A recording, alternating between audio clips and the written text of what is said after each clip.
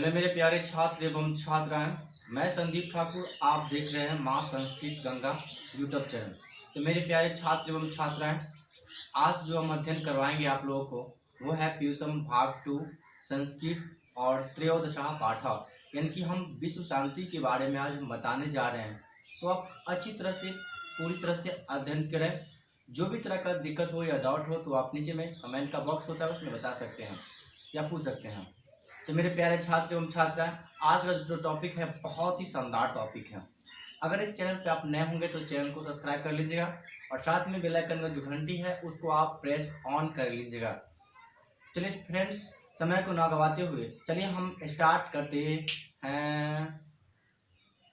ध्यान से सुनिएगा और अच्छी तरह से समझिएगा। और क्या कह रहे हैं इसमें बता रहे हैं संसार में कैसे शांति फैला हुआ है, कैसे अशांति फैला हुआ है। उन्हीं टॉपिक पे हम आज इस टॉपिक पे हम बात करेंगे और अच्छी तरह से अध्ययन भी करेंगे। तो जुड़े रहे अंतो अंत तक, ठीक है। चलिए, पाठे अस्मिन् संसारे वर्तमानस्य अशांति वातावरणस्य चित्रणं तत्समाधानोपास्यश्च निरूपितः। यानी कि कह रहा है कि पाठी अस्मिन् माने होता है इस पाठ में, और संसारी का मतलब होता है संसार में, संसार के वातावरणस्य का मतलब होता है कि वातावरण, ठीक है। और अशांति वातावरणस्य का मतलब होता है कि अशांति वातावरण का मतलब है जो अशांति के जो वातावरण होता है जिसमें शांति नहीं होता हो, अशांति का वातावरण का माहौल हो। चित्रणम तत्समाधान्यो पाश्य, मतलब जो इसके समाधान के लिए उपाय किया गया है, मतलब अशांति के जो बात पर जो इस पाठ में बताया गया है इसके उपाय समाधान के लिए चित्रण प्रस्तुत किया गया है। इस पाठ में बताया गया है कि संसार में कैसे अशांति के वातावरण के बारे में, समाधान के बारे में बताया गया है, इसमें प्रस्तुत किया गया है कि संसार में कैसे अशांति का वातावरण फैला हुआ है, उन्हीं के बारे में अच्छी तरह से अध्ययन करेंगे। तो चलिए, कह रहे हैं कि इस पाठ में संसार के जो वर्तमान में भी चल रहा है, वर्तमान शांति के वातावरण के समाधान और उपाय के लिए इसमें चित्रण प्रस्तुत किया गया है, ठीक है। तो आगे जानते हैं। देशेषु आंतरिकी बाह्य च अशांति वर्तते, मतलब कह रहा है कि देशेषु आंतरिकी मतलब देशों में भीतर, देश के भीतर, और च अशांति वर्तते मतलब बाह्य च अशांति वर्तते, देश के आंतरिक और बाहरी जो है अशांति का वातावरण फैला हुआ है, उन्हीं के लिए हम उपस्थित हैं। मतलब देश के अंदरूनी और बाहरी भी जो है अशांति का वातावरण उपस्थित है। तो आगे, तमुपेक्षा न कश्चित स्वजीवनम नेतुम स्वार्थ, यानी कि जो कह रहा है कि इसकी उपेक्षा करके कोई भी अपना जीवन यापन करने में क्या होता है, असमर्थ नहीं होता है, मतलब समर्थ नहीं होता है। मतलब कह रहा है कि तमुपेक्षा न कश्चित स्वजीवनम नेतुम समर्थ, यानी कि ऐसा इसकी उपेक्षा में जो शांति का वातावरण फैला हो तो क्या आपका जीवन अच्छा रह सकता है? नहीं। तो उनसे दूर रहना पड़ता है ताकि आपका जीवन जो है सुखमय और आनंदमय हो। अब जैसे यहाँ पर मान लीजिए कि उसकी उपेक्षा है, मतलब जो अशांति का वातावरण जो फैला हुआ है देश के अंदर भी है और देश के बाहर भी है, उन अशांति के वातावरण के जीवन यापन करने का कोई समाधान हो, उसमें हम जीवन यापन को असमर्थ मान नहीं सकता है, मतलब समर्थ नहीं होगा, मतलब उसमें अच्छा कोई काम होगा ही नहीं। जहाँ पे अशांति का वातावरण फैला हो वहाँ पे कोई अच्छा काम या शुभ काम नहीं हो सकता है, ठीक है। तो आगे जानिए। सेयम अशांति सार्वभौमिके वर्तते इति दुखस्य विषय, मतलब इसमें कह रहा है कि जो अतः यानी सेवम अशांति सार्वभौमिकी वर्तते इति दुखस्य विषय, मतलब जो कह रहा है कि अशांति जो सार्वभौमिक का विषय होता है, मतलब अशांति जो होता है सार्वभौमिक का यही दुख का भी विषय होता है, और शांति जो होता है हमारा सार्वभौमिक और दुख का भी विषय माना जाता है। अब आगे सुनिए। सर्वे जना तया शांति चिंतितः संति, मतलब सभी लोग इसी अशांति के कारण क्या हो रहा है, चिंतित है। मतलब यहाँ पर सभी लोग जो समस्या जो क्या होता है हमारे गांव समाज में अशांति का वातावरण, अशांति का वातावरण जहाँ होता है तहाँ पे सभी लोग क्या होते हैं, चिंतित हो जाते हैं। ठीक है, अब आगे सुनिए। संसारे तन्नि निवारणाय प्रयासा क्रियन्ते। इस संसार में जो होता है कि इसके निवारण के लिए जो प्रयास कर रहे हैं, मतलब संसार में जो इसके निवारण के लिए क्या कर रहे हैं, यहाँ पे प्रयास कर रहे हैं हमारे समाज में। देखते हैं प्रयास कब तक सफल होता है और नहीं होता है। जब तक हम लोग ऐसे इंसान रहेंगे तब तक रहेगा ही शांति, लेकिन अगर जिस इंसान में कुछ क्रूरता भी आ जाता है वो शांति का पैदा नहीं हो सकता है। आप अपने अंदरूनी सोचिए ना कि आप कितना शांत है और कितना ही अशांत है, तो उनकी समस्या को देखिए। अशांति का वातावरण फैलने से भी आपका जो होता है शारीरिक और मानसिक संतुलन को बना नहीं पाते हैं। इससे बेहतर हो कि उनसे दूर रहे या अकेला महसूस करें, आप तब शांति महसूस करते हैं। सब पहलवानों को तोड़ने की भी सजा आपके अंदर में है। आप 100 दिव्य शक्ति आपके अंदर में है, उसको क्यों नहीं है? 5 तंत्रों का इस्तेमाल आप कीजिए, तभी तो आपको समस्या दूर हो सकता है। क्या 5 तंत्रों के आप जो आपके शरीर में जो आत्मा का जो 5 शुद्धि होती है उससे आप अद्भुत दोस्ती कर लीजिए। वही आपके लिए प्रेरणादायक है और प्रेरणा स्रोत भी है, वही आपका सच्चा मित्र है। ठीक है, तो हम इस पाठ में जो बताया गया कि इस पाठ में बताया गया संसार में कैसे अशांति का वातावरण फैला है और ये सार्वभौमिक और दुख का भी विषय माना जाता है। इस शांति के विषय में जो हम कोई भी काम को करने में समर्थ नहीं होते हैं, जिसमें इसके निवारण के लिए हमारे समाज में इसको प्रतिष्ठित बनाए जाते हैं और उपाय भी ढूंढते हैं। तो चलिए इन्हीं पाठों को हम जानते हैं कि कैसे कैसे पूछे जाएंगे। तो चलिए अंत तक बने रहें। अगर इस चैनल पे आप नए होंगे तो चैनल को सब्सक्राइब कर लीजिएगा, बेल आइकन का जो घंटी होगा उसको प्रेस ऑन कर लीजिएगा। चलिए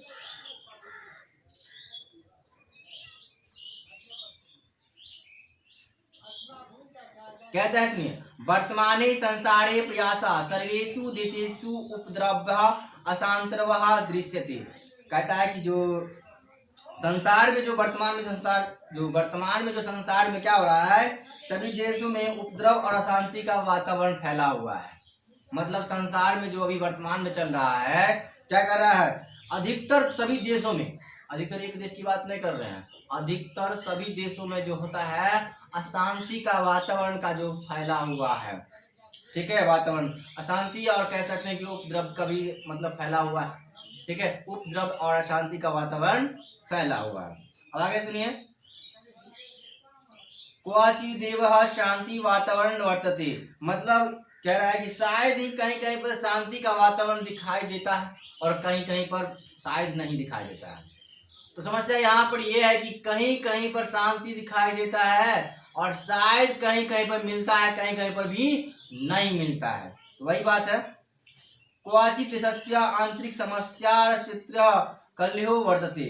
मतलब क्वचित् माने क्या होता है कि जो अनेक राज्य में जो होता है, इसमें अगर देश में भीतरी समस्या का क्या होता है कि आधारित जो होता है झगड़ा होता है।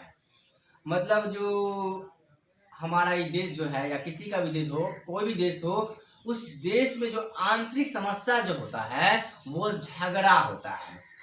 देश के बाहर भी होता है और देश के अंदर भी होता है, ये आंतरिक समस्या होती है। सभी देशों में होता है, ऐसा बात नहीं कि भारतीय में होता है, भारत से अन्य देश में भी होता है। इसका आंतरिक समस्या क्या होता है, झगड़ा होता है। तेन शत्रुराज्यानि मोदकमानानि कल्यम वर्धयन्ति। मतलब जो कहीं कहीं पर देखने को मिलता है कि उससे शत्रु राज्य क्या प्रसन्नता भी होता है और कलह क्या मतलब कलह बढ़ता है और मतलब उसमें युद्ध छिड़ जाता है। मतलब कह रहे हैं कि अनेकेश राज्य, मतलब एक राज्य की बात नहीं करेंगे ना, एक राज्य की बात करेंगे ना हम एक देश की बात करेंगे, ये पूरी देश की समस्या है। क्योंकि इसके अंदरूनी राज्य में अगर मान लो कि अपने में आपस में झगड़ा कलह हो रहा है तो अगला देश क्या इसका प्रसन्नता का फायदा उठाएगा और यह क्या करेंगे, शत्रु राजधानी मतलब शत्रु को मतलब पैदा करते हैं और मतलब अपने में जो झगड़ा होगा तो वो प्रसन्न होगा, ये देखो अपने देश में क्या हो रहा है, ये झगड़ा हो रहा है, उसको प्रसन्नता का खुशी मिलेगा और इससे क्या होगा कि कलह बढ़ जाएगा।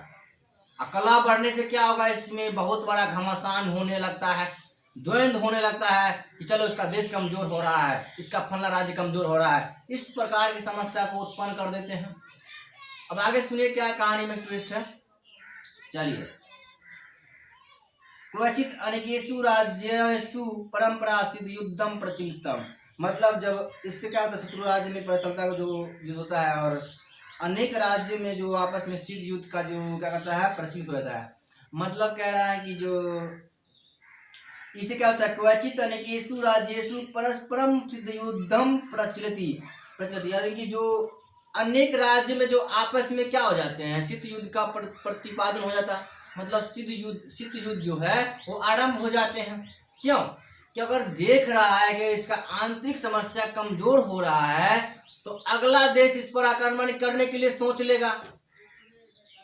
यही तो हमारे देश की समस्या है। अगर हमारी आंतरिक समस्या को ना ठीक किया जाए तो बाहर का देश जो हम पर आक्रमण कर सकता है। यही हमारी आंतरिक समस्या है। इन समस्या को दूर करने के लिए हमें कोई समाधान उपाय निकालना चाहिए। ठीक है, तो आगे सुनिए। वस्तुतः संसार अशांति सागरस्य कुल मध्यवास, मतलब जो वस्तुतः संसार जो होता है अशांति के समुद्र किनारे पर ही स्थित हो जाता है। मतलब ये संसार जो होता है एक किनारे के, जहाँ पर समुद्र के किनारा होता है वहां पे उद्गम पर जाके क्या होता है, शांति का वातावरण बंद हो जाता है। अगर आपको शांति महसूस ना हो ना तो आप एक काम कर सकते हैं, आप समुद्र के किनारे या कोई तालाब के किनारे या कोई पोखर के किनारे आप बैठ जाइए, जहाँ पे कोई आपका संगी नहीं हो, कोई आपका मित्र नहीं हो, कोई आपका दोस्त नहीं हो। उस समस्या से दूर करने के लिए एक ही उपाय है, आप नदी या समुद्र के किनारे बैठ जाइए और वहां पे आप सोचिए कि कैसे धारा जब बह रही है उस प्रकार अपने आप को देखिए कि स्वतः ही धारा जब बह रही है उस प्रकार हम क्यों नहीं बह सकते, हम क्यों नहीं कर सकते हैं। वो आप में गुण है, आप उस गुण को निकालिए, उस गुण को पहचानिए। आप में वो दिव्य शक्ति है, आप वो कर सकते हैं। ऐसा मैं अपने आप से खुद से एक प्रैक्टिकल किए हैं। मैं लाइफ में ऐसा प्रैक्टिकल किया हूँ जो कोई नहीं किया होगा। Practical is life more than, but life is very interesting. आपको लाइफ में अगर इंटरेस्टिंग बनाना है, लाइफ को अगर अच्छा बनाना है तो लाइफ में कुछ प्रैक्टिकल करके देखिए। अच्छा बुरा को पहचानने की शक्ति आप में हो जाएगी। स्वतः ही देखिए कौन कहता है आपका दोस्त है, कौन कहता है आपका अपना है। कोई साथ में देने वाला इस दुनिया में खुद ही अपना है और खुद ही पढ़ाया है। इसलिए इंसान को खुद से अब बड़ा कोई किसी को नहीं मानना चाहिए, खासकर अपना ही लोग धोखा देता है। याद रखिएगा, ये शत्रु राज की बात नहीं है, पूरे देश की बात नहीं है, हमारे गांव समाज की बात नहीं है, यह आपकी अंदरूनी बात है। आप स्वतः ही अपना सम्मान योग्य है और स्वतः ही परिमाणजनक योग्य है। इसलिए आप सम्मान योग्य जनक बनना है तो खुद पे ध्यान दीजिए, लोगों पर ध्यान मत दीजिए। ठीक है, तो चलिए इस टॉपिक पर आगे बढ़ते हैं, आगे फिर कहानी कहेंगे। ठीक है, ये संसार जो है क्या करता है, अशांति का वातावरण जो है फैला हुआ है। ठीक है, तो आगे सुनिए।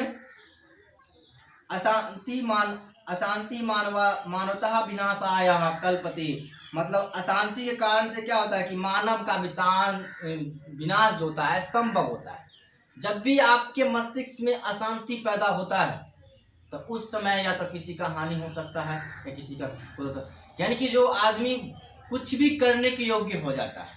अशांति जब भी आपके माइंड में चलता हो तो याद रखिएगा उसमें या तो आपको हानि हो सकता है, लाभ नहीं हो सकता है। इसमें क्या होता है कि मानव का नाश हो सकता है। आपको गुस्सा आएगा, किसी को आप कुछ भी कर दीजिएगा तो वही होता है अशांति। यानी कि किसी भी असंभव कार्य को क्या करना है, संभव कर देना। ठीक है, तो आगे सुनिए। अद्य विश्व बिंदवास्काय संस्त्राणि बहुन्याविष्कृतानि सन्ति। अब कह रहा है कि जो आज संसार को नष्ट करने वाले बहुत सारे अस्त्र शस्त्र का भी उपयोग किया गया है यहाँ पर। मतलब क्या कह रहे हैं कि अद्य विश्व बिंदवास्त्राणि बहुन्याविष्कृतानि सन्ति, यानी कि जो कहीं कहीं पर देखने को मिलता है कि आज जो संसार में क्या कर रहे हैं, संसार में जो अभी का इस्तेमाल जो कर रहे हैं, क्या कर मानव को नाश करने के लिए, कोई देश को नाश करने के लिए विध्वंसक हथियार का भी उपयोग किया जा रहा है। विध्वंसक अस्त्र शस्त्र का उपयोग किया जा रहा है। आज के दौर में जो हैकर्स जानते हो ना, किसी भी मोबाइल को डाटा को हैक कर लेंगे, उसका पूरी डाटा को चुरा लेते हैं। ऐसा आज के युद्ध होने लगा है। आज बहुत सारे देश में ऐसा होता है, चाहे भारत क्यों नहीं हो, भारत से अलग देश में हो सकता है, चीन, अफ्रीका, अमेरिका, जो भी देश हो उस सभी देश में ऐसा ही होता है। ये बात नहीं कि हमारे भारत देश में ही होता है, सभी देश की बात कर रहे हैं। ठीक है, अब आगे सुनिए। तरेव मानवानास्य भयम। अब क्या कर रहा है कि उससे मानवता को नाश हो सकता है। मानवता क्या विश्व बिंदुवास मतलब क्या, जो विश्व में जो पूरी देश में क्या कर रहे हैं, जो अस्त्र शस्त्र का प्रयोग करने लगा है, तो उससे क्या होता है कि प्रभाव ही मानव जीवन पर पड़ता है। तो उससे क्या होगा, मानव जीवन का जो मानवता का नाश हो सकता है, मानवता को खत्म कर दिया जाता है। यह पूरी जीवन इसी प्रकार से जीवन होता है, लेकिन यह जीवन वह व्यर्थ हो जाता है इसी मानव के कारण। यानी कि अस्त्र शस्त्र का प्रयोग किया गया तो हमारी मानव सभ्यता पड़ेगा और मानव जाति पड़ेगा, मानव पर पड़ेगा, यह मानव नष्ट हो सकता है। अशांति का वातावरण फैलने से क्या होगा, मानवता का नाश होता है। ठीक है, आगे बढ़िए।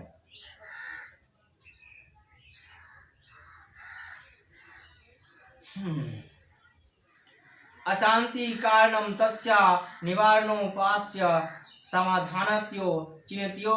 अर्थात कहते हैं कि अशांति कारण और निवारण का जो उपाय है सावधानी से चिंता का संभव होता है, चिंता का विषय हो जाता है। कहता है कि अशांति का जो कारण होता है, जो क्या होता है कि निवारण का उपाय जो होता है, निवारण का उपाय या कारण का जो उपाय होता है, यह सावधानी से जो चिंता का विषय हो जाता है। यहाँ कह सकते हैं कि जो अशांति जो पैदा होता है ना, वह एक निवारण, और इसके निवारण जब भी हम करेंगे ना तो वो उसमें क्या होता है, सावधानी का विषय होता है, सावधानी और चिंता का विषय हो जाता है। आप किसी भी आदमी को समझाने जाइए, अगर आपका वो बात नहीं मानता है तो उनसे बेहतर है कि उनसे आप कुछ ना कुछ अलग है, डिफरेंस, मतलब आप उसको मत दीजिए, अपने आप को दीजिए कि वो मेरा बात नहीं माना, आज के बाद उसको बात कुछ नहीं बोलना है। उन व्यक्ति को समझाना दूर की बात है, उनसे बेहतर है कि आप स्वतः ही अलग रहे, अकेला रहे, स्वयंवर ही रहे। कोई युद्ध देखे हैं ना, महाभारत में जब जब युद्ध हुआ है, चाहे कोई भी युद्ध हुआ है, उनमें अकेला ही इतिहास रचा है।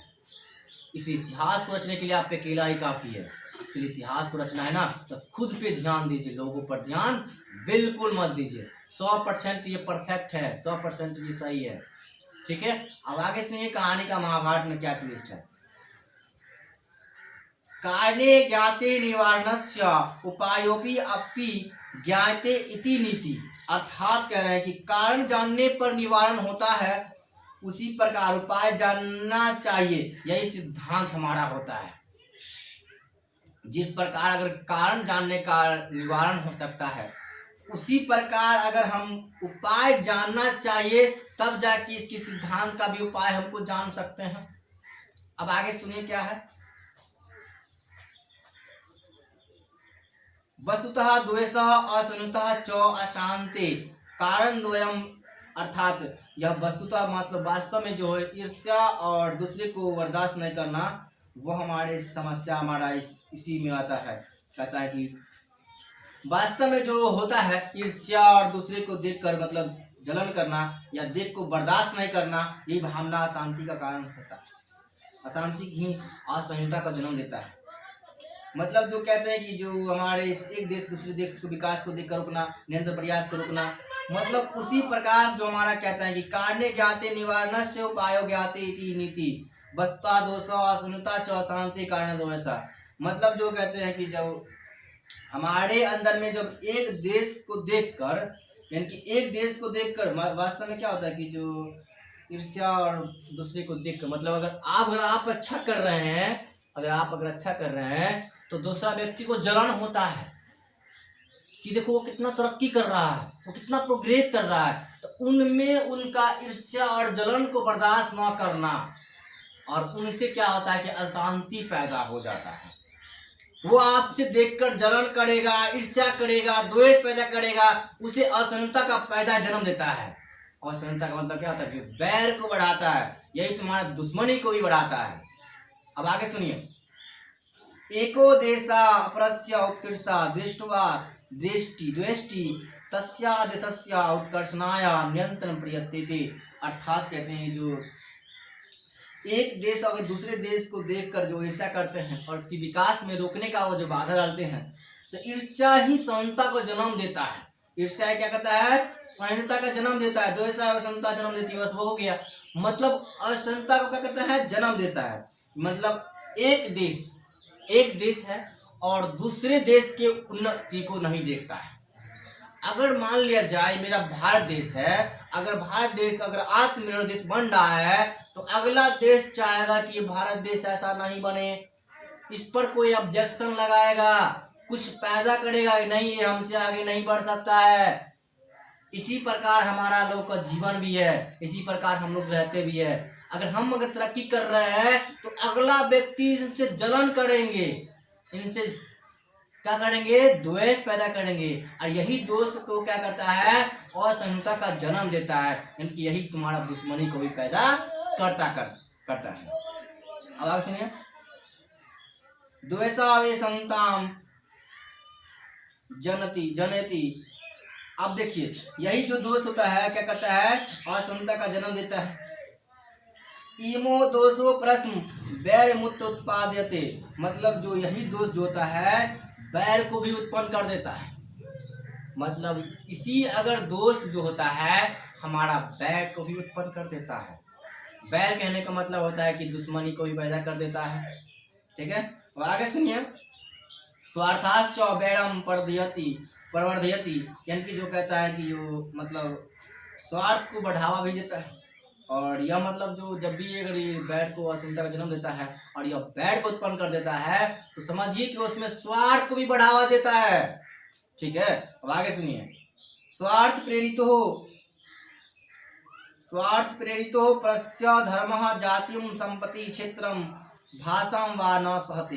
अर्थात जो कहते हैं कि स्वार्थ की भावना से जो भी कोई प्रेरित लोग अहंकार के कारण जो दूसरी को भावना को प्रेरित लोग जो होता है, दूसरे धर्म जाति संपत्ति क्षेत्र तथा भाषा को सहन नहीं कर पाते हैं।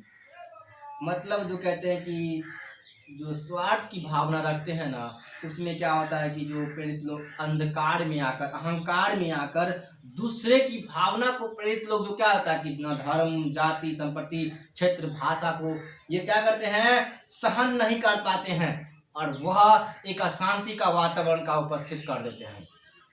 ठीक है, अब आगे सुनिए, आत्मानम एव स्वकीर्तमुष्ट।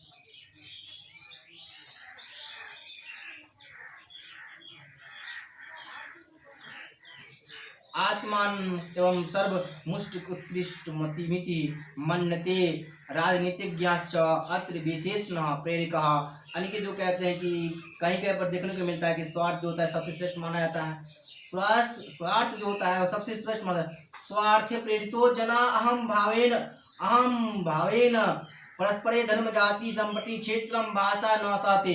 मतलब अगर स्वार्थ जो की भावना अगर किसी में अहंकार में आ जाए तो वह किसी धर्म जाति या किसी भी मनुष्य को नहीं मानता, किसी भाषा को भी नहीं सहते हैं। आत्मा ने सर्वमुत्कृष्टमिति मन्यते। आत्मा जो होता है उन्हीं को क्या करता है? नहीं मानता है। यह हमारा क्या होता है? स्वार्थ को जो श्रेष्ठ मानता है। आत्मा हमारा क्या होता है? श्रेष्ठ स्वार्थ मानता है। स्वार्थ ही सबसे श्रेष्ठ होती है। अब आगे है, आत्मा नावे सर्वमुत्कृष्टानि मिति मन्यते राजनीतिक ज्ञास अत्र विशेषण प्रेरकः। मतलब यहाँ पर क्या करता है कि जो स्वार्थ को बढ़ावा देता है, स्वार्थ की भावना रखता है, स्वार्थ को श्रेष्ठ मानता है या किसी भी जाति धर्म को नहीं मानते हैं। अब आगे कह रहा है कि राजनेतागण जो यहाँ विशेष प्रेरक का कार्य करते हैं। मतलब राजनेतागण जो होता है यहाँ पर विशेष प्रकार की प्रेरक के रूप में कार्य अपना करते हैं। अब आगे सुनिए, सामान्यो जनाना तथा विश्व सन्नपि बलेन प्रेरितो जायते। अर्थात कहते हैं कि जो सामान्य जनता ही नहीं बल्कि विश्वासी लोग को ही बर्दाश्त प्रेरित किए जाते हैं। मतलब जो सामान्य जनता ही नहीं, अब जो लोग बर्दाश्त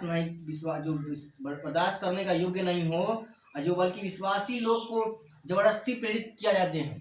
अब बतलाइए कि अगर आप ही अगर मान लीजिए स्वतः अगर अच्छे हैं तो उनमें कोई ना कोई बाधा डालने के लिए आपके सामने में आ जाएंगे कि आप उनसे खराब हो जाइए, उनसे अलग हो जाइए, ऐसा उसके भावना के अंदर रहता है। यही हम लोग को पैदा करता है और यही हम लोग को सिखाता है कि हम इंसान कैसे जीवन जिएंगे। ठीक है,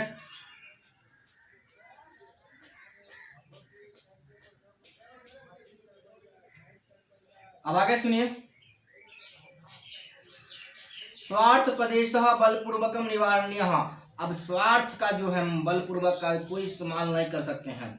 अब कहेंगे जबरदस्ती से किसी को हम अपना कहेंगे स्वार्थ की कठोरता को रोकना चाहिए, स्वार्थ शिक्षाओं को कठोरता पूर्वक से रोकना चाहिए। अगर जहाँ पे स्वार्थ हो वहाँ पे कोई जाति धर्म नहीं होती है, और जहाँ पे स्वार्थ की भावना हो वहाँ पे कोई चीज का कार्य संभव ही नहीं होती है। अब आगे सुनिए। परोपकारं प्रति यदि प्रवृत्ति उत्पाद्यते तदा सर्वे स्वार्थ त्यजेयुः। अत्र महापुरुषा विद्वांसः चिंतकाश्च न बिरला सन्ति। अब देखिए यहाँ पर कहते हैं परोपकारं प्रति यदि प्रवृत्ति उत्पाद्यते तदा सर्वे स्वार्थ त्यजेयुः। अब कह रहे हैं कि जो अगर यदि परोपकारी को बढ़ाना चाहते हैं, परोपकारी प्रवृत्ति को अगर बढ़ाना चाहते हैं तो स्वार्थ को त्याग देना चाहिए। अगर परोपकारी प्रवृत्ति को अगर बढ़ाना चाहते हैं तो आप अपने अंदर से उन स्वार्थ को त्याग देना चाहिए, सभी स्वार्थों को त्याग देना चाहिए, तब जाके परोपकारी व्यक्ति बन सकते हैं। स्वार्थ को बढ़ावा देने से कोई फायदा नहीं है। इससे बेहतर है कि आप स्वार्थ नहीं परोपकारी बनना है तो सभी स्वार्थ को त्याग दीजिए। ठीक है, आगे। अत्र महापुरुषः विद्वांसः चिंतकाश्च न बिरला सन्ति। यहाँ पर कहता है कि जहाँ पर जो महापुरुष विद्वान तथा चिंतक सभी क्या होते हैं, दुर्लभ नहीं होते हैं। अब ईमानदारी बताइए कि कोई विद्वानी है, चाहे कोई महापुरुषी है, चाहे कोई भी मतलब चिंतक भी होता है, वो दुर्लभ तो नहीं होते हैं। अब आगे सुनिए। तेषां कर्तव्य में दम यत् जने जने समाजे समाजे राज्य राज्य च परमार्था वृत्तिम जनयेयुः। अर्थात कहते हैं कि आप उनका कर्तव्य क्या होता है कि व्यक्ति व्यक्ति यानी कि जने जने मैंने व्यक्ति व्यक्ति, समाजे समाजे यानी कि समाज और समाज, तथा राज्य राज्य यानी कि राज्य और राज्य में परमार्थ वृत्ति जनयेयुः मतलब राज्य में जन कल्याण की भावना उत्पन्न करता है। मतलब कहा जाता है कि कर्तव्य हो तो किसी व्यक्ति व्यक्ति, समाज समाज, राज्य राज्य और देश देश ऐसे भी हो सकता है। ये हमारा क्या होता है कि समाज के जो जन कल्याण की भावना को उत्पन्न कर देते हैं।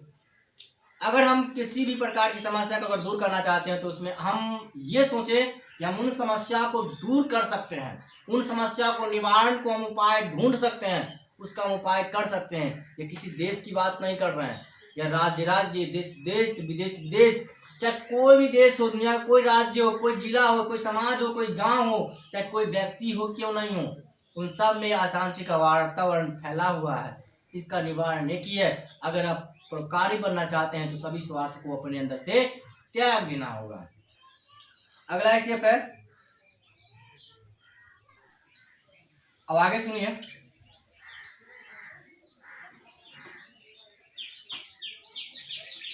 अब अगला लाइन जो है, शुष्क उपदेशश्च न पर्याप्तः प्रत्युतः तस्या कारणेऽपञ्च जीवने निवारण्य।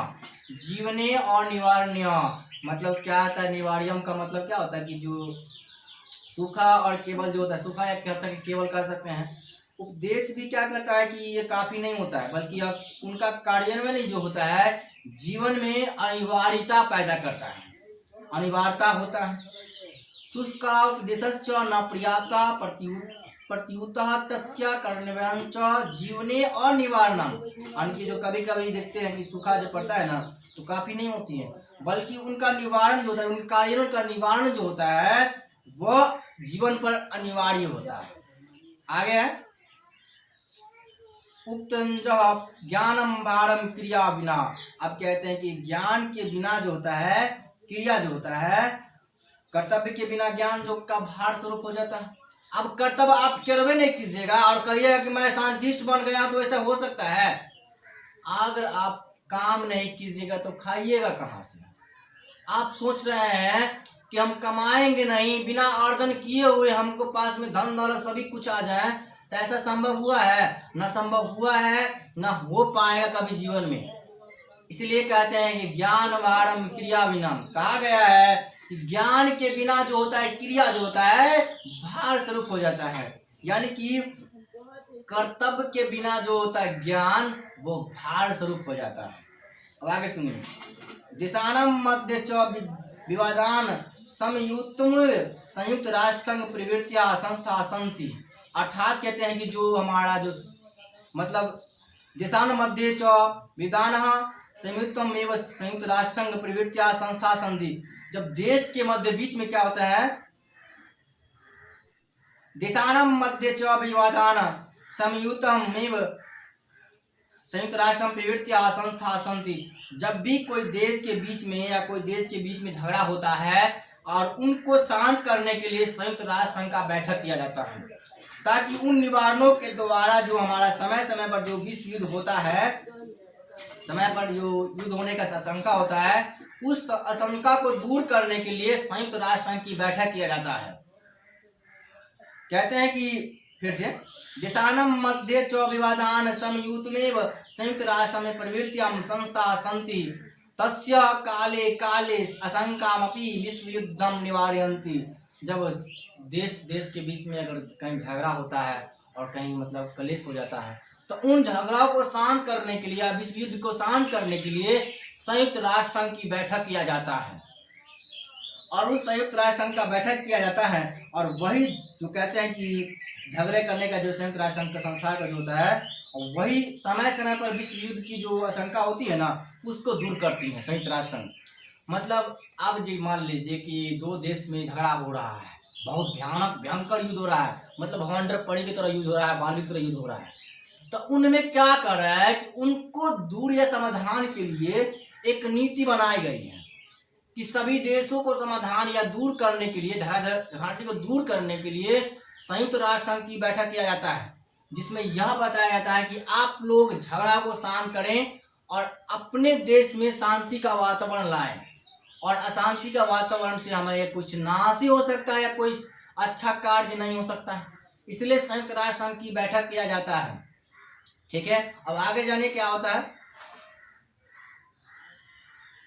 भगवान बुद्धे पूरा काले एवं वरेन वरेस्य शमनम असंभवम प्रोक्तवान, यानी कि प्राचीन काल में जो भगवान बुद्ध ने कहा था कि बैर की बैर से शांति करना असंभव होता है, मतलब प्राचीन काल में, यानी कि प्राचीन काल में भगवान बुद्ध ने कहे थे कि बैर को बैर से शांत करना, बैर को बैर से शांत करना यह असंभव होता है। अगर कोई व्यक्ति आपसे गुस्सा है तो क्या आप उसको गुस्सा में शांत कीजिएगा? ये संभव नहीं होता है।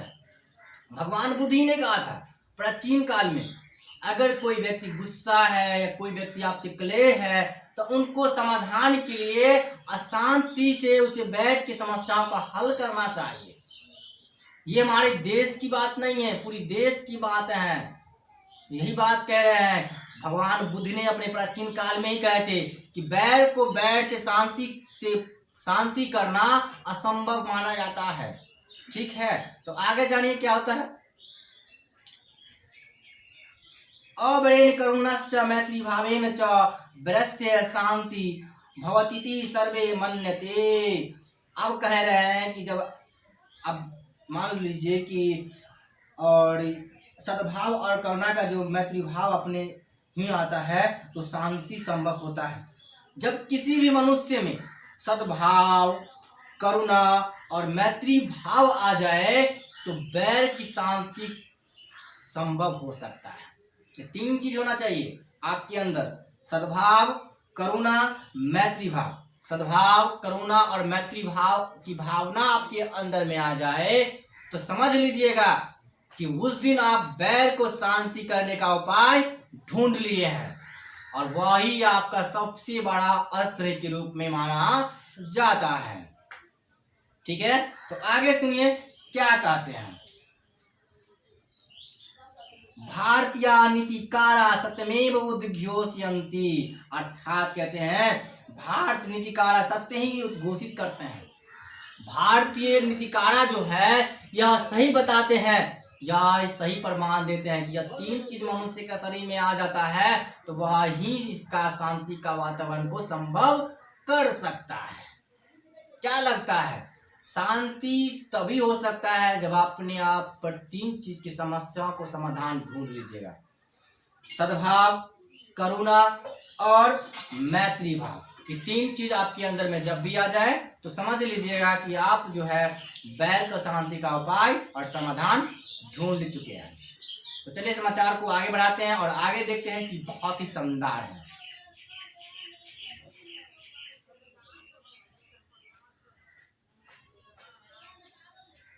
अयम निजः परो वेति गन्ना लघु चेतसाम उदार चरिताम तु वसुदेव कुटुंबकम। अर्थात कहते हैं कि यही अपना है वही पराया है, ऐसा क्षुद्र चित्त वाले सोचते हैं।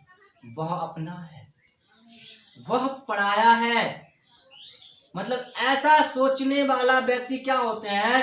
क्षुद्र चित्त व्यक्ति कहलाते हैं। अब आगे कहते हैं अयम निजा प्रोवेति गन्ना लघु चेतम उदार चेतम वसुदेव कुटुंबकम। ऐसा सोचने वाला जो होता है वह क्षुद्र चित्त व्यक्ति वाले होते हैं, लेकिन जो श्रेष्ठ जनों के लिए जो होता है सारा पृथ्वी जो होता है उसका पूरा कुटुंब के समान होता है। जो श्रेष्ठ जन व्यक्ति होते हैं, जो अच्छा व्यक्ति होते हैं, उसके लिए पूरा संसार ही उसका परिवार होता है, उसका पूरा संसार ही उसका मतलब रिश्तेदार होता है। वो ऐसा सोचता है तो उसके लिए वह ही सबसे श्रेष्ठ है, वो सबसे श्रेष्ठ व्यक्ति है। आप सोच रहे हैं कि वह अपना है, वह पराया है, ऐसा जो सोचता है वह व्यक्ति को कहते हैं क्षुद्र, कहते हैं क्षुद्र चित्त वाले व्यक्ति। और जिसके मन में यह सब दूर रहे, यह सब चीज नहीं आए, वह श्रेष्ठ जन व्यक्ति होते हैं। वह ही सोचता है कि मैं वह मेरा पूरा संसार ही मेरा परिवार है, संसार ही पूरा मेरा जीवन है। ऐसा सोचने वाला व्यक्ति जो होता है परोपकारी होता है और वह पृथ्वी पर सभी परिवार के समान भी होता है।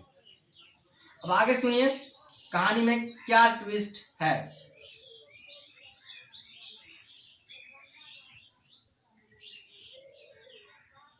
परपीडनम आत्मनास्य जायते परोपकारस्य शांति कारणम भवति। आप देखिए दूसरों को दुख पहुंचाना आत्मा का नाश का कारण होता है। मतलब जो दूसरों को अगर दुख पहुंचाते हैं तो सबसे पहले आत्मा का नाश होता है, ठीक है? तो वही इस आत्मा का कारण का नाश भी होता है। अब आगे सुनिए अद्यापि परस्य देशस्य संकट काले अन्य देशे सहायता राशिम सामग्री च प्रेषयन्ति इति विश्वान्ते सूर्योदय दृश्यते। जब अगर अन्य देश में मान लो कि दूसरे देश में संकट के समय आता है तो क्या करते हैं कि अन्य देश की सहायता राशि उस देश के पास पहुंचाते हैं और विश्व की शांति का सूर्योदय दिखाई पड़ती है।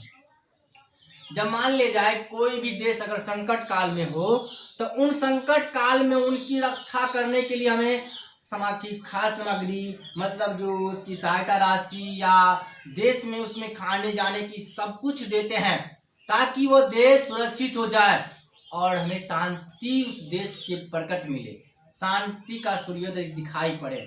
अगर मान लीजिए कोई देश अगर मान लीजिए संकट काल में ग्रसित हो रहा है तो उन देशों को समस्या का समाधान होना चाहिए। उन समस्याओं को समय में हम उनको सहायता राशि सामग्री देना चाहिए ताकि वह देश संकटग्रस्त से दूर हो जाए और वह विश्व में शांति प्रकट कायम करे। इन पाठों में बताया गया कि कोई भी देश हो, चाहे हमारे अंदरूनी मामला हो, चाहे हमारे गांव समाज की मामला हो, शांति तब तक नहीं आ सकती है जब तक आप स्वयं पर खुद से सोचिएगा नहीं, तब तक शांति पैदा नहीं होते हैं। शांति दूसरों को देख की भावना से भी होती है, दूसरों को देख के जलन से भी होती है। इसे आज से प्रण लीजिए कि ना जलन करनी है, ना द्वेष करनी है और इसे अपना शांति कायम रखनी है। शांति तभी पैदा हो सकती है आपके अंदर में। शांति पैदा करना है तो ना जलन करनी होगी, ना दूसरों को देख कर जलना होगा। अगर जलते हैं तो ये शांति पैदा कभी नहीं हो सकती है, ये अशांति का मुख्य कारण होती है। तो मेरे प्यारे छात्र एवं छात्राएं, इस टॉपिक में मैं पूरी तरह से आपको समझाने का प्रयत्न किए हैं और त्रयोदशा पाठों को पूरी तरह हम बताने का प्रयत्न किए हैं। अगर कोई भी तरह का दिक्कत हुई हो या समस्या हुई हो तो आप नीचे में कमेंट का जो बॉक्स है उसमें आप बेशक ही डाल सकते हैं।